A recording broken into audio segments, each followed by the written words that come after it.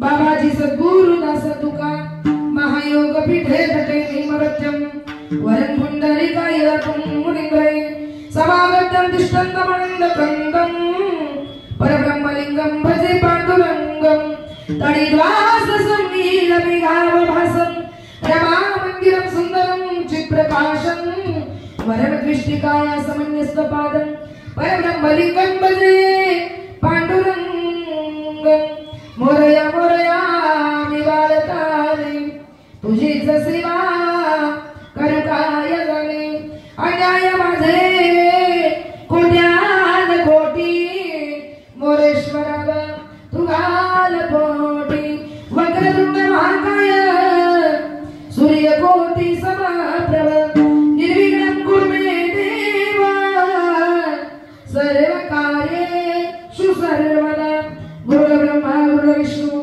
गुरुदेव महेश्वरा गुरु साक्षात्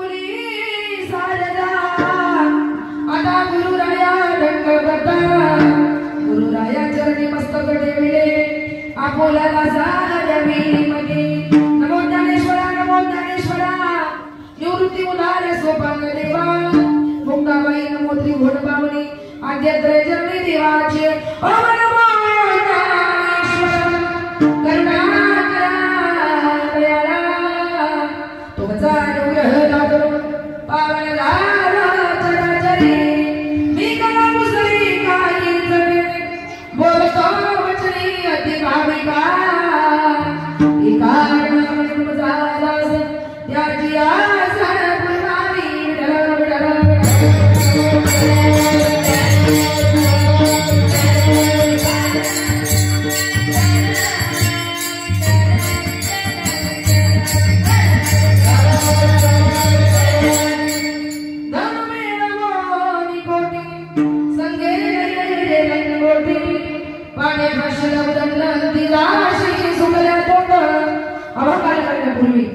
या ठिकाणी थोडासा पर्याय द्यायचा तो असा की आज या ठिकाणी कैलासवासी रंगनाथ लहानू निर्मळ यांचं द्वितीय पुण्यस्मरण व गंगा भागीरथी कौशल्या रंगनाथ निर्मळ या माऊलींचं खऱ्या अर्थानं आज प्रथम पुण्यस्मरण आहे। या प्रथम श्राद्धाच्या निमित्तानं द्वितीय पुण्यस्मरणाच्या निमित्तानं तुम्ही आम्ही सर्वजण या ठिकाणी आज आपण या रंगनाथ बाबांना आणि कौशल्या आईंना भावपूर्ण आदरांजली वाहण्यासाठी श्रद्धांजली वाहण्यासाठी आपल्याच्या नातेवाईक भगवंत सगळे सोयरे परिपाहुणे मंडळी आज या ठिकाणी जमलेला आहे। त्यांचा जो या ठिकाणी कुटुंब परिवार या ठिकाणी आहे त्यांचे या ठिकाणी मुलं आहेत बाळासाहेब रंगनाथ निर्मळ, बाबासाहेब रंगनाथ निर्मळ, राजेंद्र रंगनाथ निर्मळ आणि या ठिकाणी मुली आहेत सुलोचना एकनाथ नरोडे या ठिकाणी मुलगी आहे, पल्लवी राजेंद्र निर्मळ नात आहे, सार्थक राजेंद्र निर्मळ नातू आहे, नितीन बाळासाहेब निर्मळ नातू, किरण बाळासाहेब निर्मळ नातू आणि शौर्य अमोल निर्मळ या ठिकाणी नातू आहे। सुंदर असा गोड असा खऱ्या अर्थाने रंगनाथ बाबांचा कौशल्य आईंचा सुंदर असा कुटुंब परिवार आहे। दोघांच्याही जाण्यानं या निर्मळ परिवारावर जो काही या ठिकाणी दुःखाचा डोंगर कोसळलेला आहे, जो काही दुःखाचा काळ या ठिकाणी कोसळलेला आहे, या कुटुंबाला या परिवाराला माझ्या भगवान भोलेनाथानं माझ्या गणपती बाप्पानं साई बाबानं दुःखातून सावरण्याची या ठिकाणी शक्ती द्यावी ही प्रार्थना या ठिकाणी आपल्याला भगवंताच्या चरणी करायची आहे। तसेच माझे गुरुवर्य हरिभक्त परायण विठ्ठल महाराज वंचवले यांच्यावर कृपेने माझे वडील हरिभक्त परायण वैकुंठवासी भानुदास महाराज गजे यांच्या पवित्र स्मृतीला अभिवादन करून आणि माझे सासरे हरिभक्त परायण वैकुंठवासी गंगाराम शेठ जाधव यांच्या पवित्र स्मृतीला अभिवादन करून या ठिकाणी सेवेला सुरुवात करूया। लाडली लेकरी जनता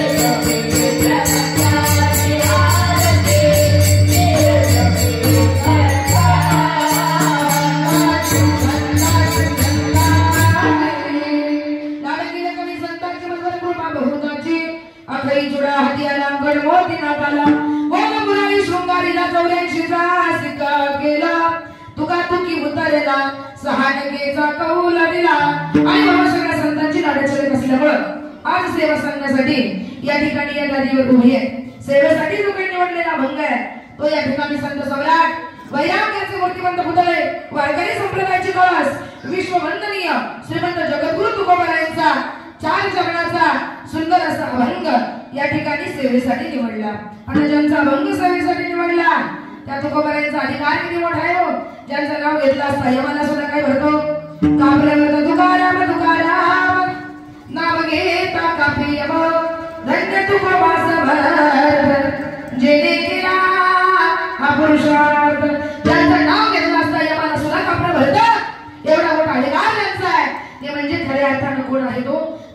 तुकोबाराय आहेत, ज्यांचा गाठा इंद्रायणीमध्ये बुडवल्यानंतर बुडाला नाही तर तो कुठं तरंगला पाण्यावर. उदका माझी वया ठेवणी कोरड्या दाखविणे रोकड्या विश्वजना. ज्यांचा गाठा इंद्रायणीमध्ये बुडवल्यानंतर बुडाला नाही तर तो काय पाण्यावर तरंगला आणि शिवाय कोरडाच राहिला. एवढा मोठा अधिकार ज्यांचा आहे ते म्हणजे कोण आहे? तो जगद्गुरु तुकोबाराय. आणि त्या जगद्गुरु तुकोबारायांचा सुंदर असा अभंग या ठिकाणी आजच्या या सेवेसाठी निवडला.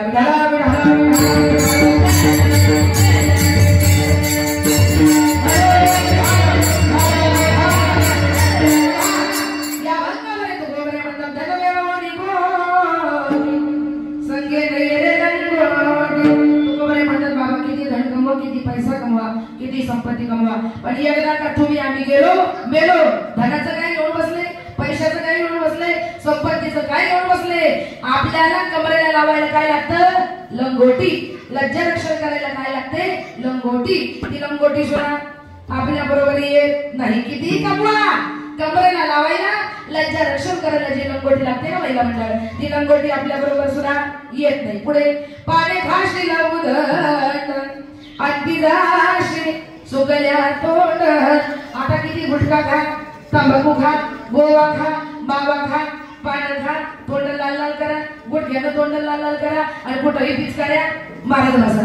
आता किती शायनिंग मध्ये राहा, किती शायनिंग मध्ये गोवा खा, गुटखा खा, दारू प्या, गांजा प्या, काही खा, काही प्या, पण ज्या वेळेला तुमची आमची मरायची वेळ येते तेव्हा तुमच्या तोंडामध्ये दुधाचं काय पण पाण्याचं तेल टाकायला कोणी हजर नसतं. कसं मारावं लागतं? सुकल्या तोंडानं मारावं लागतं. अंतिदाशी सुकल्या तोंड. पुढे तुकोबाराय वर्णन करतात पलंगाला आल्या सुपती आणि शेवटी वळल्या संगती. आता आपण ठरवलं शहरानं बाय भरवायचं नाही, बाकीचं बाय भरवायचं नाही, अंगाला घाल लागू द्यायची नाही, अगदी शायनिंग मध्ये जगायचं, स्टाईल मध्ये जगायचं, सुशिक्षित जीवन जगायचं. आता पण तुम्ही शेणामध्येही पाय घातला नाही आणि शेणानं हातही भरवला नाही आणि मातीनं हातही भरवला नाही. आता पण तुम्ही अंगाला घाण जरी लागू दिली नाही तर ज्या वेळेला तुमची आमची जायची मरायची वेळ येते त्यावेळेला त्या सरणामध्ये काय असतं? शेणाच्या गोवऱ्या. त्यावेळेला आपल्या सरणामध्ये काय असतात? शेणाच्या गोवऱ्या.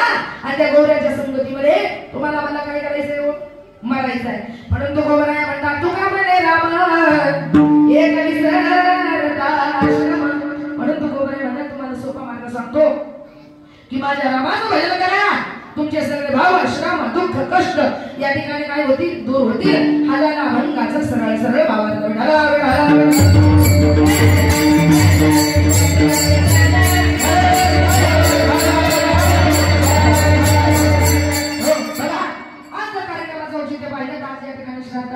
दुसरे आईचं या ठिकाणी प्रथम पुण्यस्मरण आहे.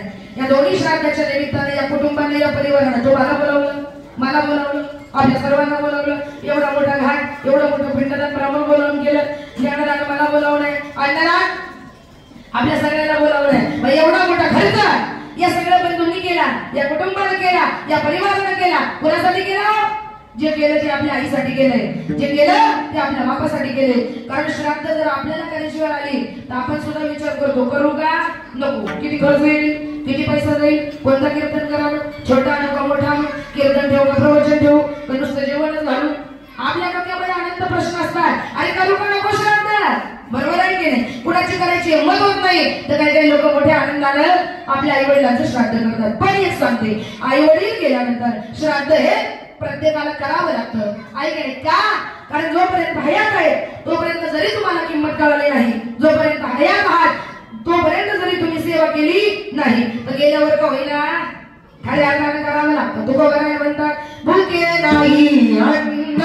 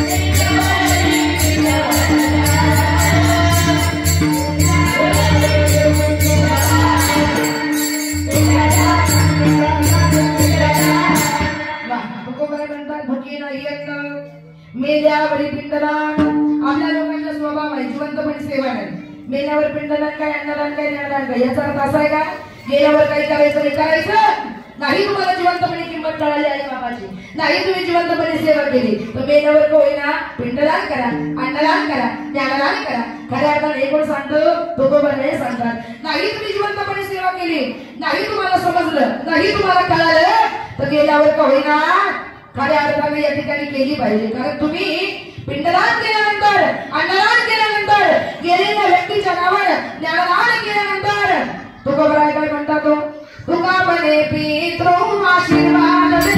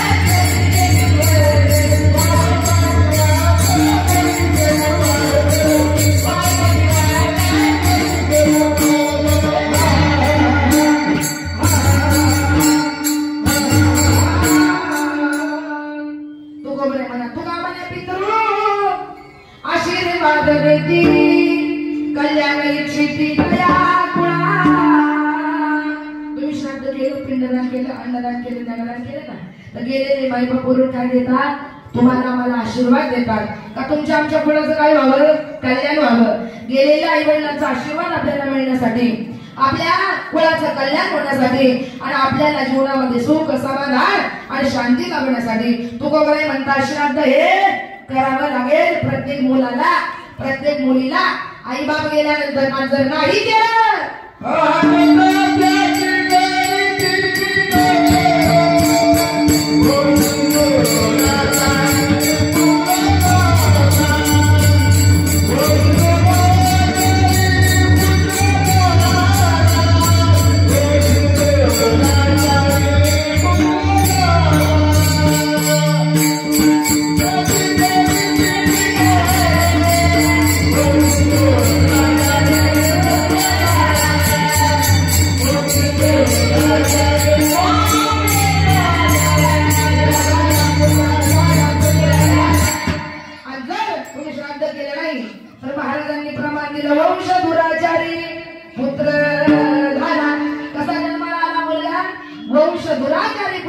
दुराचारी मुलगा जन्माला आला असं आईबाप वरून सुद्धा म्हणतात म्हणून गेलेल्या आई वडिलांच्या नावानं श्राद्ध करावं पिंडदान करावं अन्नदान करावं ज्ञानदान करावं आणि नाही केलं तर वरून वाट पाहत वाट स्वर्गीचे पूर्वज आणि वंशी भक्तराज बाबा कोणी असा मुलगा केव्हा जन्माला येईल का तो माझ्या नावानं करेल आणि केलं तर आशीर्वाद आहे तुका म्हणे पितृ आशीर्वाद देती कल्याण इच्छिती तया कोळा म्हणून आपल्या वडिलांचा आशीर्वाद आपल्याला मिळण्यासाठी आपल्या कुळाचं कल्याण होण्यासाठी आपल्या लेकरांना सुख समाधान शांती मिळण्यासाठी आपल्या पूर्वजांचा आशीर्वाद आपल्याला मिळण्यासाठी बाबा हो श्राद्ध आई वडील गेल्यानंतर खऱ्या अर्थानं करावं लागतं आज या निर्मळ परिवारानं केलंय निर्मळ कुटुंबानं केलंय खऱ्या अर्थानं मला अतिशय या ठिकाणी आनंद वाटतो की आपल्या आई वडिलांच्या ऋणातून काही अंशिक होईना उतरही होण्याचा त्यांचा प्रयत्न आहे काही लोक म्हणतात करू का नको काही म्हणतात जाऊ द्या 100 लोकांचं जेवण करा ब्राह्मण बोलवा पूजा झाली कार्यक्रम संपला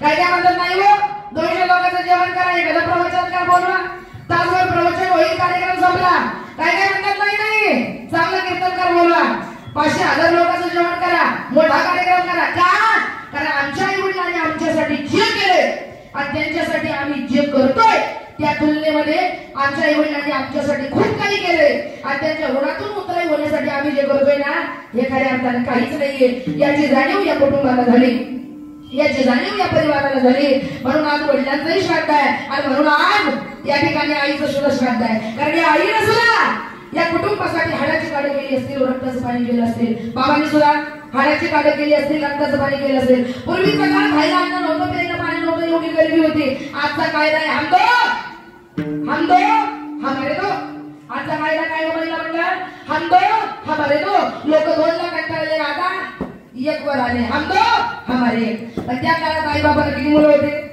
ऑपरेशन होते का? त्या काळामध्ये आई बाबाला मुलं होते 5-5, 6-6, 7-7, 8-8, 10-10, 12-12 मुलांचा प्रपंच संसार माझ्या आई बाबाने केला. पण कधी काडीची तक्रार नाही केली. बरं पूर्वीचा काळ खायला अन्न नव्हतं, प्यायला पाणी नव्हतं, पहिलं म्हणतं एवढी गरिबी त्या गरिबीला काही सीमा नव्हती. तरी सुद्धा माझ्या आई बाबाने किती पोरं सांभाळले? 12-12 सांभाळले, 8-8 सांभाळले, 10-10 मुलं खऱ्या अर्थाने सांभाळले. कसे सांभाळले? दोघे जण रोजा राजीने वावरात कामाला जायचे. जे कमवून आणील त्याचा संध्याकाळी बाजार आणायचा, तो करायचा, तोच खायचा. पण एवढ्या पोरांमधून माझ्या आई बाबाला कधी भाजी उरली नाही तर कधी भाकर उरली नाही. पहिल्यांदा मुलांचं पोट भरवायचं. मुलांचं पोट भरवून जर एका दिवशी भाकरी उरल्याच तर त्याचे शिळे कोरके करायचे, ते उन्हात वाळवायचे, ते तव्यावर टाकायचे. ज्या दिवशी आईला काही नसाल, अरे माझ्या आईला तर भाजी कधी माहितच नव्हती, कारण भाजी कधी माझ्या आईला उरलीच नाही, ताज्या भाकरी माझ्या आई बापाला कधी मिळाल्याच नाही. पण ज्या दिवशी भाकरी उरली असतील त्या दिवशी माझ्या आईनं कोरके करावे. आणि ज्या दिवशी माझ्या आईला काही खायला नसेल ना त्यावेळेला माझ्या आईनं बापानं पाण्यामध्ये चोरून भाकरी खाल्ल्या, पण कधी कोणाकडे काडीची तक्रार नाही केली.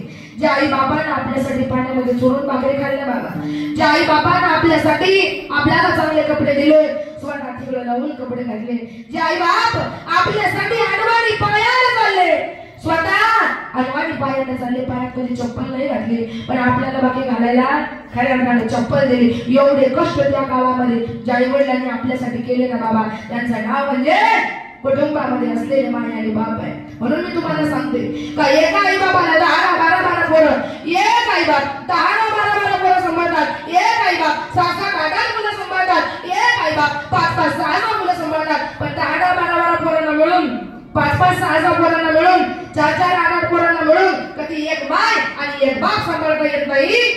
हे कलियुगातलं सगळ्यात मोठं दुःख आहे बाबा.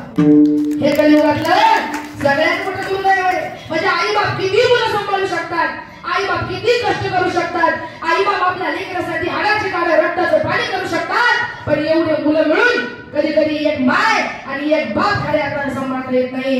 हे कलियुगातलं सगळ्यात मोठं दुःख आहे बाबा. याला कारण आहे या कलियुगाचं वार कसं उलटच वाटय सार, या कलियुगाचं वार कसं उलटच वाटय सार. काही सांगू तुम्हाला नानो, काही सांगू तुम्हाला नानो, साडी बिघडून गेली पोर, साडी बिघडून गेली पोर. सत्यनारायण भगवान सत्यनारायण भगवान गीत लोकांना गायणाऱ्या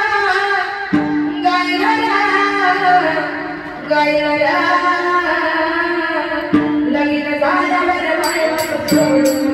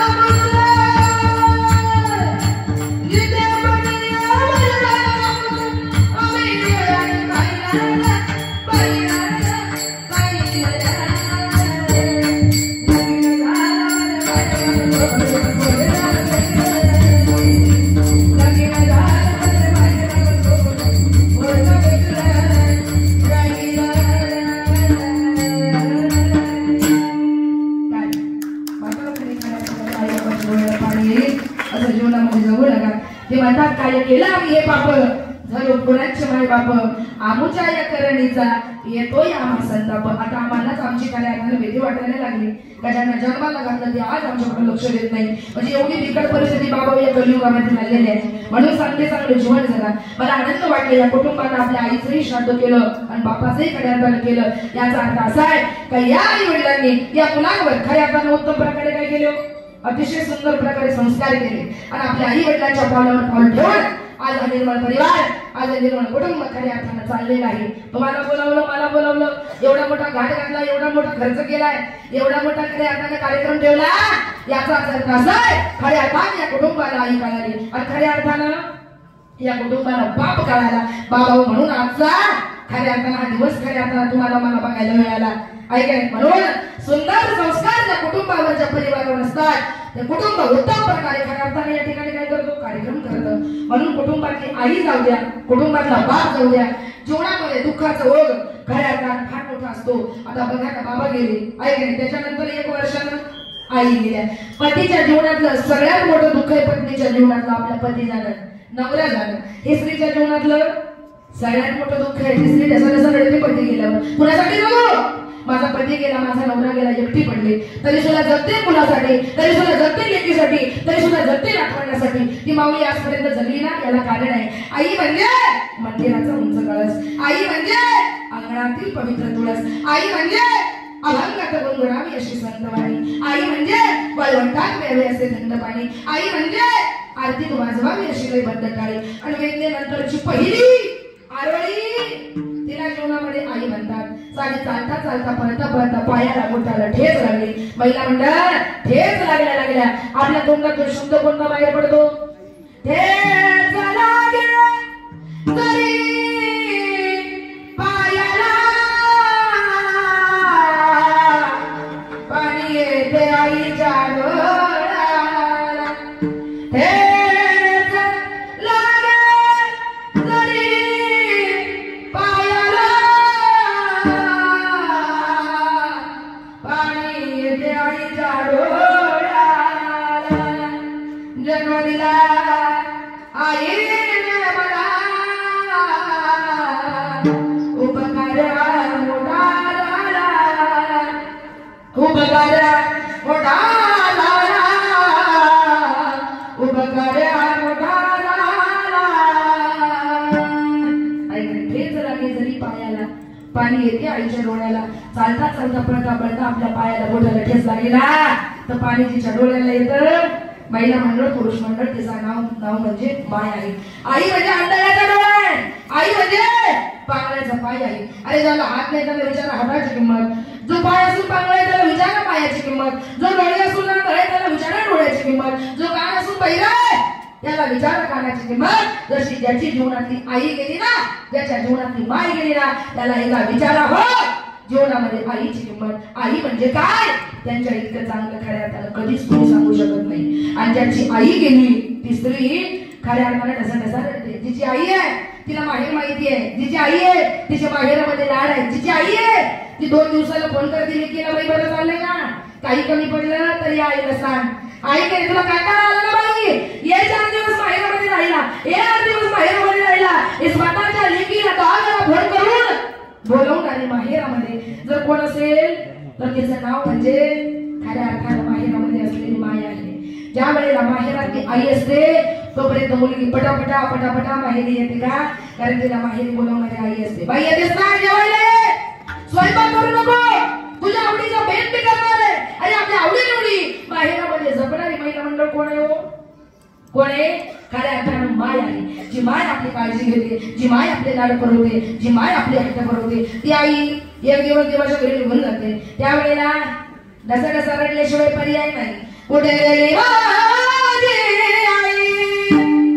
आई, आई मला कुठे गेली माझी आई,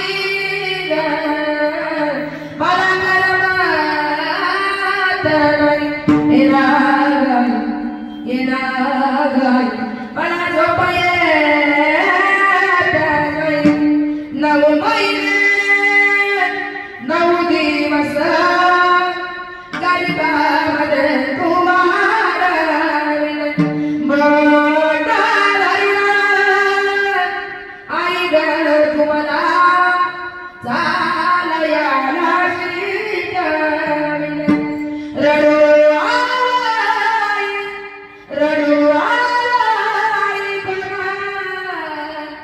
गाईल गाई कोण गाईल गाई कुठे गेली माझी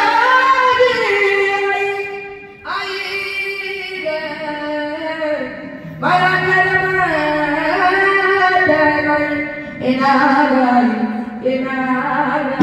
मला झोप येत नाही मला झोप येत नाही. माझं एकच म्हणणे गेल्यानंतर बसण्यापेक्षा हयात आहे तोपर्यंत जीवनामध्ये काय करा सेवा करा. पण जीवनामध्ये सेवा आई बाबाची करा, जीवनामध्ये भजन देवाचं करा, जीवनामध्ये संगत संतांची करा. पण एवढंही सांगून जर तुम्ही ऐकलं नाही, एवढंही सांगून तुम्ही सेवा आई बाबाची केली नाही, एवढंही सांगून तुम्ही भजन देवाचं केलं नाही, एवढंही सांगून जर तुम्ही संगत संतांची केली नाही तर एक दिवस काय होईल हे गाडी नाही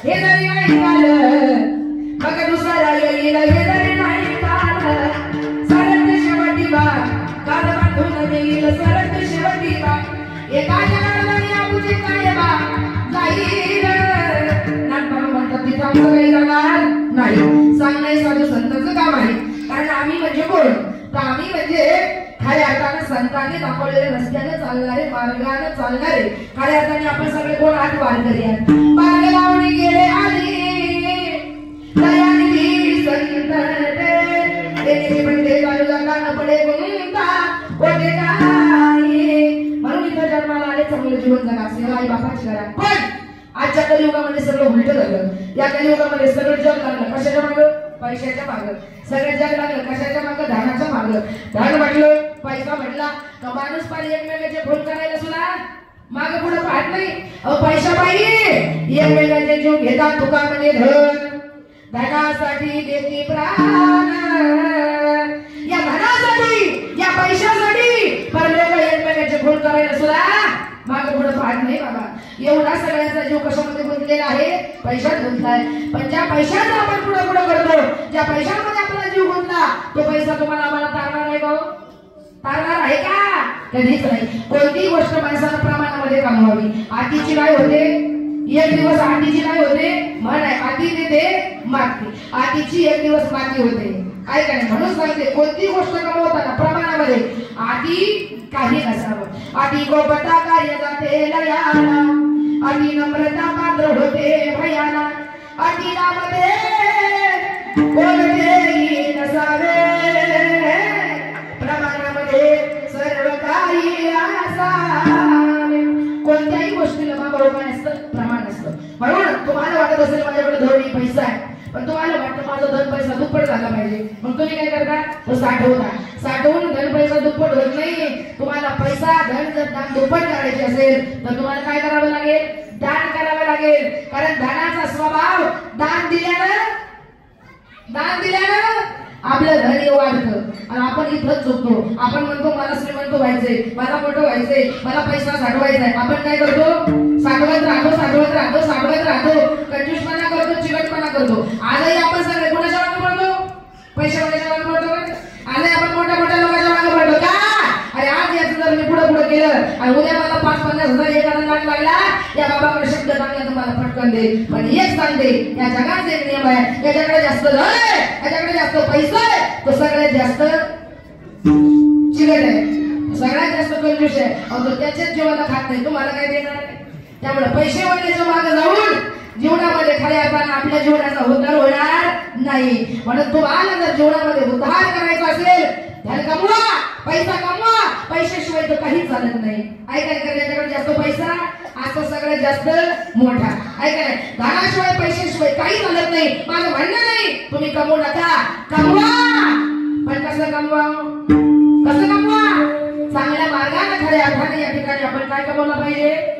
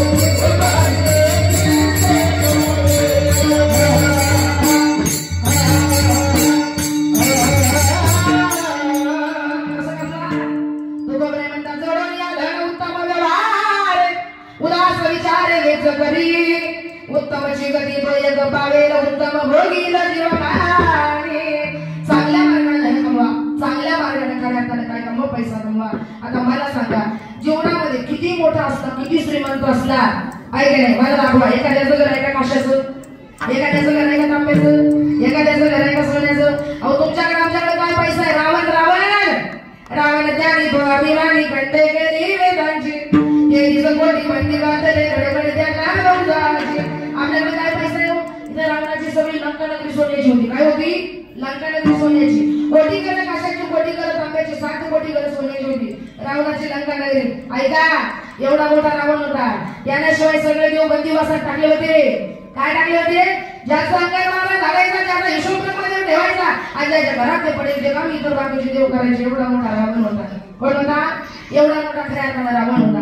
आपलं जर एका बायकोला ऐकलं नाही तर आपण दुसरी बायको करतात. खास वाटले बाबा करतो. दुसरी नाही केल्यावर तिसरी नाही करत, तिसरी करतो. तिसरी नाही केल्यावर चौथी करतो. चौथी नाही केल्यावर 5वी करतो. पण एक बाबा म्हटले तर 5 पर्यंत सांगा, पुढे सांगत नका जाऊ. आहे का नाही? म्हणजे एकीने नाही ऐकलं तर दुसरी आहे, दुसरी नाही ऐकलं तर तिसरी आहे, तिसरी नाही ऐकलं तर चौथी आहे आणि चौथी नाही ऐकलं तर 5वी आहे. पण मला सांगा, एकट्या रावणाला बायका किती होत्या? किती बायका होत्या? 80,000 सुंदर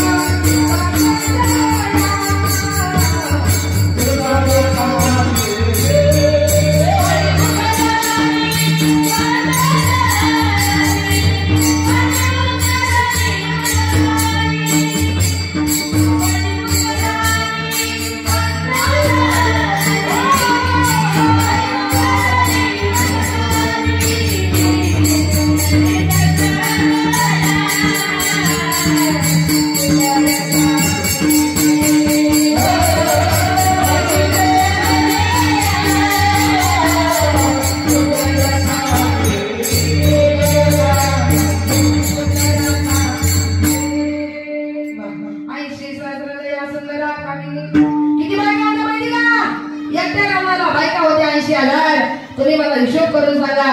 त्या काळात काय कायदा नव्हता. हम लोग हमारे दो तेव्हा नव्हतं बरं का. आता चालू झालंय तेव्हा कायदा नव्हता. हम लोग हमारे दो. एकट्या रावणाला बायका 80,000 होत्या. तर तुम्ही हिशोब करा त्याचे नातू किती पणतो किती. आता कोणाला 1 पकडा, कोणाला 2 पकडा, कोणाला 3 पकडा, कोणाला 4 पकडा, कोणाला 6 पकडा, कोणाला 8 पकडा. तुम्ही हिशोब करून सांगा कोणाला किती असते. 80,000 बायका होत्या. 1 लाख नातू होते, 1.25 लाख पणतो होते. बाबा एवढा मोठा रावण होता बरं का.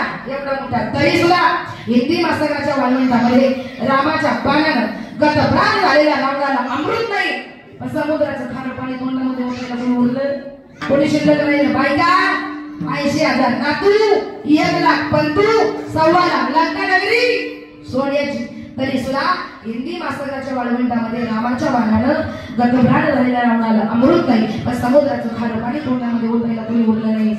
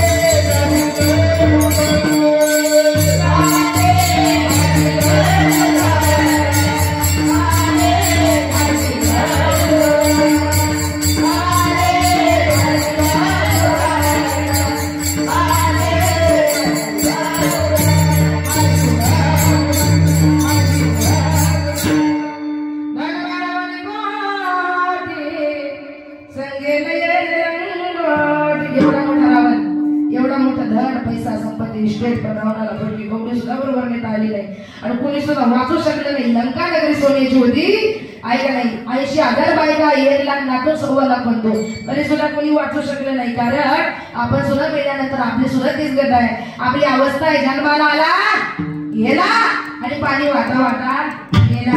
आपल्याला सुद्धा असंच कष्ट करून एक दिवस बाबा जायचंय. म्हणून सांगते वाईट मार्गानं कमवलेली संपत्ती ही नरकाला नेते आणि चांगल्या मार्गाने कमवलेली संपत्ती ही स्वर्गाला नेते. म्हणून वाईट मार्गाने धन कमवायचा नाही, पैसा कमवायचा नाही आणि कितीही कमवलं तरी संगे नये रे लंगोटी. लंगोटी सुद्धा बरोबर नेता येत नाही. तर धनाचं पैशाचं काही घेऊन बसले. म्हणून मी तुम्हाला सावर करते की बाबा काय व्हा, सावर व्हा, चांगलं जीवन खऱ्या अर्थाने जगा, या देशाची खऱ्या अर्थाने सेवा करा आणि आपले मुलं मुली अशी गोड जन्माला घाला. माझ्या लेकीकडे बघा बरं, कन्या ऐसी करीली जैसी मीरा मुक्ताबाई. ऐकले पुढचं भविष्य आपलं उज्ज्वल झालं पाहिजे. आता एकच बघायचं आपलं म्हातारपण सुखायला गेलं पाहिजे.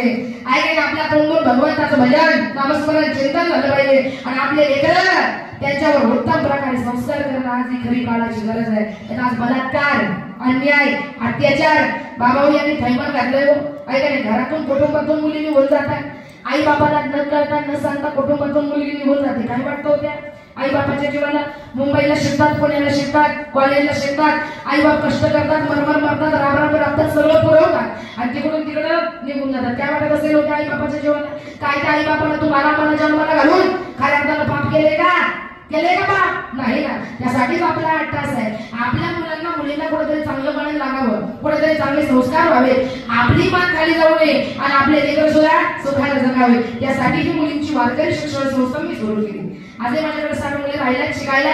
आई वडील सोडून येतात, राहतात. शालेय शिक्षणाबरोबर आध्यात्मिक शिक्षण सुद्धा खऱ्या अर्थानं मुली घेतात. काय अर्थ येतोय तुम्हाला माहिती? मुलगी सांभाळणं सोपं आहे का? नाही. मुलगी म्हणजे काचेचं भांड आहे. आई वडिलांच्या डोळ्यासमोर घडपून मुलगी निघून जाते.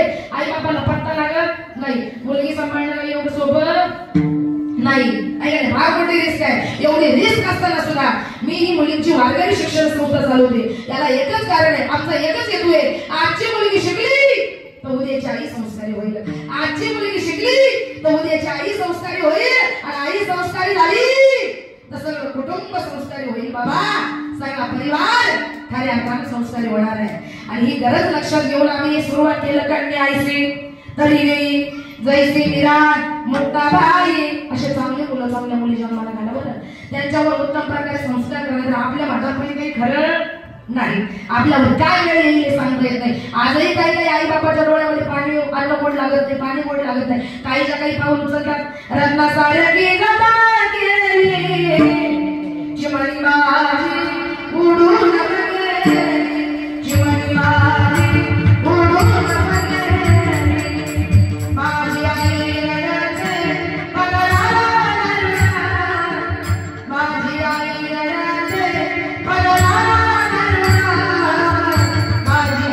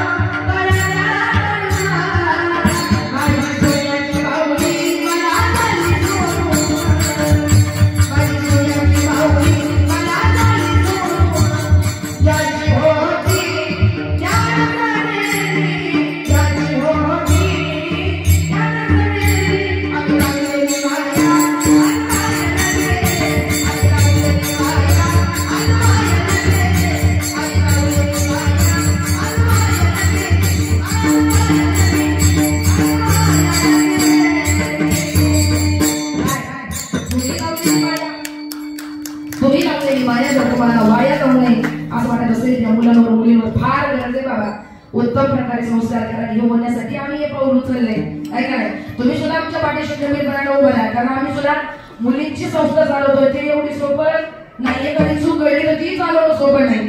काय काय होतं जगामध्ये तेही आपण पाहतो. तरी सुद्धा एवढी रिस्क असताना सुद्धा आम्ही चालवतो एकच काही बापाच्या डोळ्याला पाणी येऊ नये त्यांच्यावर वाईट वेळ येऊ नये आहे का नाही. मुलगी नुसत्या बापाच्या नाही तर बापाच्याही गुणाचा उद्धार करते आईच्याही गुणाचा उद्धार करते सासरचाही उद्धार करते आणि माहेरचा सुद्धा जी उद्धार करते बाबा तिचं नाव म्हणजे कन्या कोळी कन्या पुत्र होती जे सात्विक तयाचा हरी गवाने देवा. हे चांगलं बोलायला लागण्यासाठी आम्ही हे पाऊल उचलले. म्हणून मुली अशा जन्माला घाला कोणासारख्या सरकारी खुर्चीवर मुलगी बसली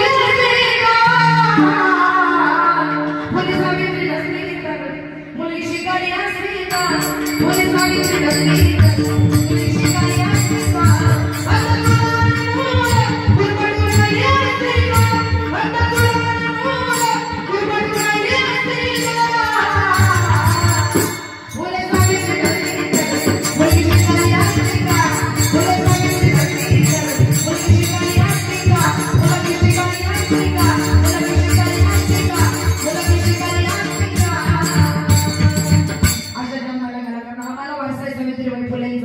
आम्हाला वारसा ढोळकरांचा आम्हाला वारसा झाशीच्या राणीचा आम्हाला वारसा मीराबाईंचा आम्हाला वारसा जनाबाईंचा आम्हाला वारसा संतबाईंचा. म्हणून सांगताना एक सांगेन मुली चांगल्या जन्माला घाला. नुसते मुलीच नाही तर ऐका मुलं सुद्धा चांगले जन्माला आले पाहिजे. आपल्या मुलावर सुद्धा उत्तम प्रकारे संस्कार करा. मुली सुद्धा काय वाईट वागणं पाऊल कधी कधी घरामधून उचललं जातं आणि आई बापाची मान खऱ्या अर्थानं कुठेतरी खाली जाते. आणि एखाद्याचा मुलगा जर गावात पिऊन पडलं तर लोक म्हणतात आमक्याचं पोरगं गावात पिऊन पडलं. चौक कोणाची जाते बापाची गेली का. एखाद्याची मुलगी पीएसआय झाली कलेक्टर झाली मान कोणाचा वाढला त्या आईचा वाढला त्या बापाचा वाढला. आपल्या आई बापाची मान खाली घालायची का आपल्या आई बापाचा मान वाढवायचा हे कोणाच्या हातात आहे आपल्या लेकरांच्या हातात आहे. आणि आपला मान वाढवायचा असेल तर आपल्या लेकरांवर उत्तम प्रकारे काय करा संस्कार करा. म्हणून सांगते मुलं जन्माला घाला छत्रपती शिवाजी राजांसारखे मुलं जन्माला घाला निवृत्ती नाथांसारखे मुलं जन्माला घाला ज्ञानेश्वर महाराजांसारखे मुलं जन्माला घाला सोपान काकासारखे आणि मुलगी जन्माला घाला माझ्या मुक्ताबाई सारखे. म्हणून तर शिवाजी महाराजांनी हिंदवी स्वराज्याची स्थापना केली कारण त्यांच्यावर 100% संस्कार करणारे त्यांचे शहाजी राजे आणि जिजामाता खऱ्या अर्थानं होत्या. म्हणून म्हटलं जातं महाराज तुम्ही जन्माला नसल्या तर नक्की फुलालीकडे तुळस नक्की फुलालीकडे तुळस नक्की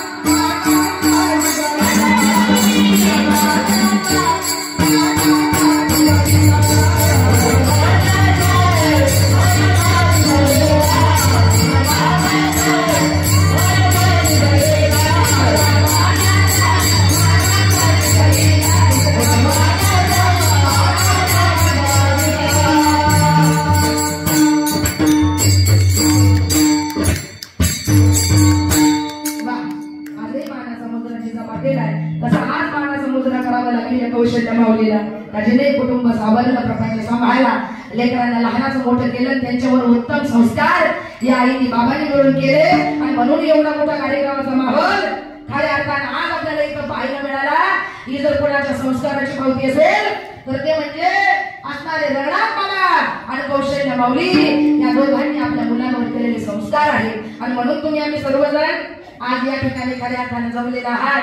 ही त्यांच्या संस्काराची पावती आहे. एवढे सुंदर संस्कार खऱ्या अर्थाने या कुटुंबाला, या परिवाराला दिले या आईनं, या वडिलांनी, आणि म्हणून एवढा सुंदर कार्यक्रम या ठिकाणी पार पडतोय. म्हणून एवढ्या मुली त्यांनी बोलवलं, म्हणून मला बोलवले ताई तुम्ही या. आमच्या आई बाबाचा शेवट कसा झाला पाहिजे? झाला शेवट कसा करायचा आहे? आमच्या आई बाबाचा शेवट आम्हाला गोड करायचा आहे. आईने तो गोड होण्यासाठी आम्हाला बोलवलं, तुम्हाला बोलवलं. म्हणून चांगले जीवन जगा. आणि मी सांगितली अशा मुलं मुली जन्माला घाला म्हणजे तुम्ही सावध झाले असं मी समजेन. काय चांगलं जीवन जगा. एक मग या तोंडानं कुठेही फिरा, काही करा, पानं खा, गुटखा खा, गोवा खा, दारू प्या, मावा खा, पण एकदा का काही खाल्लं तर काय होईल? पाणी खाशीला ओलांड आणि ती जाशी सुगल्या तोंड. आता किती खाल्लं तरी गेल्यानंतर तुमच्या तोंडातून असं काय, पण पाण्याचं थेंबही टाकायला कोणी हातात नसणार आहे बाबा. याचं जाण आणि याचं भान ठेवा. म्हणून सेवा ही बाबाची करा, संघ संतांची करा. आणि एकदा सगळ्यांनी भजन देवाचं करा. विठोबार कुमारी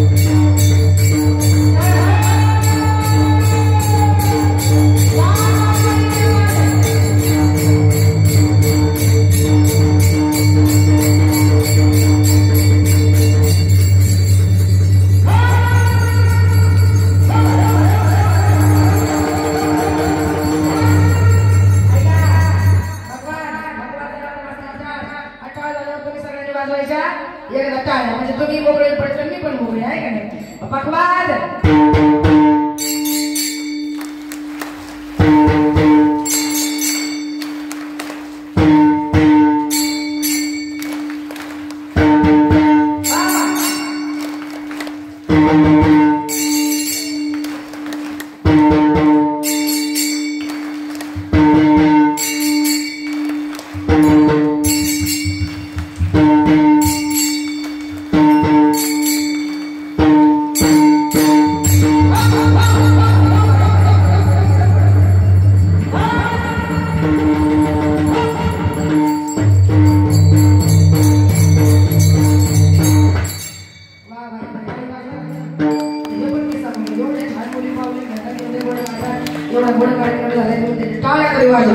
आमच्या मुलींचं कौतुक तरी करा म्हणजे ते अजून चांगलं करते अजून चांगलं गायन करते अशा मुली जन्माला येणं ही तरी काळाची काय आहे गरज आहे ज्याला स्त्री पहिली पूर्ण कळाली तो मुक्ताईचा ज्ञानदेव झाला ज्याला स्त्री पत्नी पूर्ण कळाली तो सेनेचा राम झाला ज्याला स्त्री प्रियसी पूर्ण कळाली तो राणेचा शाप झाला ज्याला स्त्री आई पूर्ण कळाली तो तिचा उदास शिवबा झाला तो तिचा उदास शिवबा झाला तो तिचा उदास शिवबा झाला अशा आपले मुली खऱ्या अर्थाने जन्माला यावे आपल्याही मुलींना खऱ्या अर्थाने असे संस्कार लागावे वळण लागावं आता इथून पुढचं कळीयुग फार भयंकर आहे काय घडेल बाबा सांगता येत नाही म्हणून मी तुम्हाला सावध करते सावध होय बाबा काय लागला प्रपंच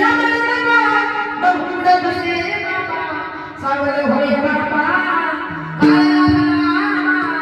म्हणून सावध व्हा बाबा या कुटुंबाने या परिवाराने एवढा गोड खऱ्या अर्थानं कार्यक्रम या ठिकाणी केला तुम्हाला बोलावलं मला बोलावलं तुम्हाला मारायचं मला मारायचं जायचं ते एक दिवस सगळ्यांना आहे सगळ्यांना गोऱ्याच्या संगतीत माती बरोबरच मारायचं नाही शेणाने पण मारवायचं नाही मातीला किती अंग राखून राहिले तरी एक दिवस शेणाच्या गोऱ्या सगळ्यांना ठरलेल्याच आहे म्हणून यामध्ये काही शंका नाही म्हणून सांगते चांगलं जीवन खऱ्या अर्थाने या ठिकाणी जगा आणि या ठिकाणी या बाबांचा आदर्श या कुटुंबात रंगनाथ बाबा गेले कौशल्य माऊली खऱ्या अर्थाने गेली ऐका शेवट जाताना या कुटुंबातला एक बाप गेलाय ऐका नाही बाप तो कुटुंबामध्ये खऱ्या अर्थानं बाप असतो या कुटुंबातला बाप सुद्धा गेला उरामध्ये माया त्याच्या काया विघानी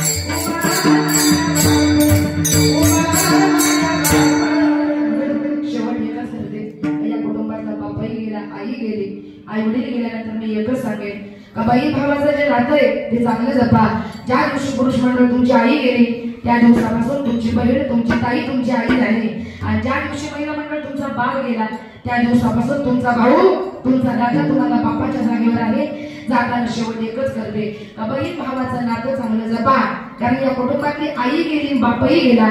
ज्या दिवशी आई जाते ज्या दिवशी बाप जाते त्या दिवशी शेवट एकच करेल का आई बाप गेल्यानंतर आई म्हणून बाबा म्हणून हाक मारायचा अधिकार करत नाही महिला मंडळ. आई बाप आजारी असेल उशाला बसा पायथ्याला बसा रात्रंदिवस त्यांची सेवा करा. रात्रंदिवस त्यांना काही कमी पडू देऊ नका. हयात आहे तोपर्यंत त्यांना भेटायला लागला. हयात आहे तोपर्यंत मिठी मारा. आणि ज्या दिवशी गेले त्या दिवशी हाका मारायचा सुद्धा अधिकार राहत नाही. म्हणून शेवट एकच करते सोडवी गेली आई आभार करना सोडवी गेले बाबा आभार करना आई आई आई हाका करू मी पुन्हा बाबा बाबा बाबा हाका करू मी पुन्हा आई आई आई हाका करू मी पुन्हा. आई तुझ्यासाठी कष्ट केले घरा सोडून गेली आई सगळा परिवार. भाऊ पैसे रडत बसली साधी कोपऱ्याला आठवण येते आई या सगळीला. सोडून गेली आई आम्हाला घराला सोडून गेली बाबा आम्हाला घराला. आई आई आई हाका करू मी पुन्हा बाबा बाबा हाका करू मी पुन्हा. आई माझी मालिका नावाला लागली जीवना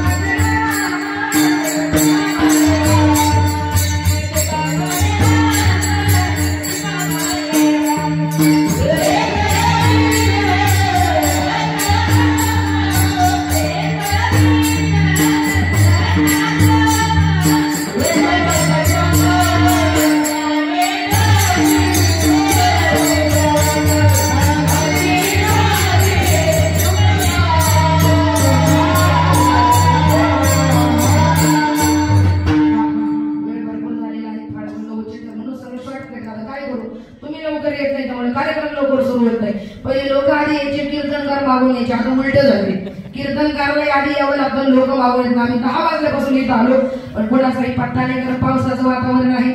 या कुटुंबाची बरीचशी आज नक्कीच पळपळ खऱ्या अर्थानं झालेली असेल. घरून कार्यक्रम खऱ्या अर्थाने इकडे आणला आणि त्यामुळे सगळ्याच पाहुण्याला वेळेला यायला जरा उशीर झाला. आणि 11 वाजून गेले तेव्हा खऱ्या अर्थाने कार्यक्रम सुरू झाला. आता उशिरा सुरू झाल्यावर उशिरा संपतो. त्यात आम्ही काय करावं आणि नाही केलं तर म्हणतात कीर्तनकार आले काही सांगितलं नाही असेच गेले आणि सांगितलं तर म्हणतात फार सांगून गेले. काय करावं ते कळत नाही. पण चला माझ्या मनानं मला जेवढं वाटेल जेवढं सांगता येईल जेवढं प्रबोधन करता येईल जेवढं अभंग सोडवता येईल तेवढं खऱ्या अर्थानं मी कार्यक्रम या ठिकाणी शांततेमध्ये पार पाडला. विशेष म्हणजे तुमच्या सगळ्यांसाठी एकदा जोरदार टाळी मला वाजवायची. तुम्ही वाजवा आणि मीही वाजवते. सामाजिक धार्मिक राजकीय शैक्षणिक क्षेत्रातील सगळी मान्यवर मंडळी आज या ठिकाणी खऱ्या अर्थानं कार्यक्रमासाठी उपस्थित आहे. आमचे पोलीस पाटील दादा सुद्धा आहेत. ते रोज हार्मोनियम वाजवतो पण आज ते हार्मोनियम घेऊन आले नाही आहे का नाही. आज खऱ्या अर्थानं ते एकटेच आले म्हणजे हार्मोनियम बरोबर आणलेले पण त्याचं वाजवणं फार गोड असतं. नेहमी केलं दादा निर्मळ पिंपरीला म्हणजे किती कार्यक्रम झाले आहे का. सगळे माझे तुम्ही समोर बसलेले आहात. सगळ्यांच्या कार्यक्रम घरी मी भरपूर कार्यक्रम कार्याकडे केलेले आहे. आजही परत मला एकदा तुम्हाला सगळ्या मंडळीच्या कृपा आशीर्वादाने या निर्मळ परिवाराच्या वतीने सेवा करण्याची संधी मिळाली. परत एकदा महिला मंडळ पुरुष मंडळ तुमच्या सर्वांचे या ठिकाणी मनापासून आभार. आणि विशेष म्हणजे 1 वाजलाय पण तुम्ही जागा सोडली नाही. तुम्ही बडबड केली नाही. तुम्ही गडबड केली नाही. तुम्ही गोंधळ केला नाही. ताई चालू द्या आम्ही ऐकतोय. अशा शांत वातावरणात सगळे पाहुणे रावळे ऐकले निर्मळ परिवाराचे सगळे पाहुणे रावळे सर्वजण येऊन आमच्या कार्यक्रमाची तुम्ही शोभा वाढवली. निर्मळ परिवाराची वाढवली. त्याबद्दल परत एकदा सगळ्यांच्या या ठिकाणी मनापासून आभार. माझ्या लेकीसाठी एकदा जोरदार टाळी वाजवा. कारण आपल्या कार्यक्रमाची आन मान आणि शान म्हणजे माझ्या वारकरी कन्या माझ्या वारकरी चिमणे आणि आज आम्ही जे करतोय खऱ्या अर्थानं ते माझ्या संस्थेसाठी माझ्या लेकीसाठी खऱ्या अर्थानं कार्यक्रम करतोय आणि तुम्ही जे मला कार्यक्रम देतात हे खऱ्या अर्थानं माझ्या संस्थेला एक दानच खऱ्या अर्थानं या ठिकाणी होते कारण आमच्याकडे सुद्धा या ठिकाणी मुली शिकतात ऐकले म्हणून तुम्ही मला इथं कार्यक्रम करण्याची संधी दिली माझ्या लेकी आल्या त्यांचे या ठिकाणी आभार ज्यांनी सुंदर अशी मधुरंगाची साथ दिली प्रसाद महाराज दराडे त्यांच्यासाठी एक जोरदार टाळी वाजवा तिला जे जे आम्ही गायलं ते छानच वाजवलं त्यांचे आभार आपण असून सुद्धा ज्यांनी 2 तास गायनाची साथ दिली आमचे भारत महाराज गुलजार त्यांच्यासाठी एक जोरदार टाळी वाजवा आणि ज्यांनी सुंदर अशी साऊंड सिस्टीमची साथ दिली खरंच माझं कसं एवढं बसलं होतं मला वाटलं नाही एवढा माझा आवाज आज इथं निघतो का नाही प्रश्न होता मला सिस्टीम एवढी गोड होती त्याच्यामुळे मला फार त्रास झाला नाही गोड सेवा दिली त्यांच्यासाठी एक जोरदार टाळी वाजवा वा आणि आमच्या विनेकऱ्याकडे बघा एक शेवट जोरदार टाळी वाजवा कारण तुमचा विनेकरी 50-60 वर्षाचा आमची विनेकरी बघा 9 वर्षाची मुलगी 2 तास कीर्तनामध्ये विना घेऊन उभी आहे त्या विण्याचं वजन तिच्या वजन एवढं ते घेऊन नाचायचं एवढं सोपं नाही पार्थ करणं सगळ्या मुली आमच्या व्यवस्थितपणे करतात आध्यात्मिक शिक्षण सुद्धा आणि शालेय शिक्षण सुद्धा परत एकदा सगळ्यांचे या ठिकाणी मी मनापासून आभार मानते आणि या ठिकाणी तीनही बंधू बाळासाहेब दादा बाबासाहेब दादा राजेंद्र दादा यांच्यासाठी एकदा जोरदार टाळी वाजवा कारण आपल्या आईसाठी एवढा मोठा कार्यक्रम या कुटुंबाने या परिवाराने केला पण परत एकदा त्यांचे या ठिकाणी मनापासून म्हणजे मनापासून आभार मानते त्यांची मुलगी सुलोचनाताई खऱ्या अर्थाने या ठिकाणी आहे नातवंड आहेत नाती आहेत सगळ्यांचे आभार आणि जाताना एका माऊलीचं भजन म्हणजे तुम्ही मोकळे आणि मी मोकळे हात वर करा हा या जन्मात आली आलो पुढच्या जन्मात 2 हाताच्या जागी 2 पाय 4 पायाचं व्हायचं असेल 2 पायाचं व्हायचं असेल तर 2 हाताने वाजवा